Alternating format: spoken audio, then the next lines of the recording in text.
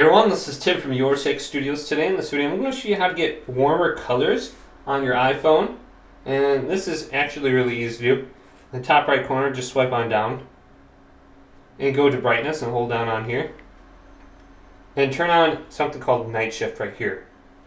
Now this only stays on I believe like during nighttime, but you can adjust the time in which you have it just automatically turn on by going to settings. And then go down to where it says display and brightness.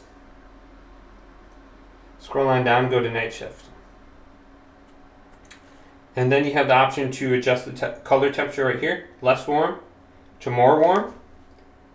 And then I went to schedule and I just schedule it from 4 a.m. to 3:59 a.m. so it's always on, and I always have these warmer color temperatures to help my eyes and just eye discomfort in general on my iPhone. So you could try adjusting this right here and you should be good to go. Hopefully this video did indeed help you out. If it did, leave it a big thumbs up and subscribe to my channel down below for more tech out videos coming up next on Your Six Studios.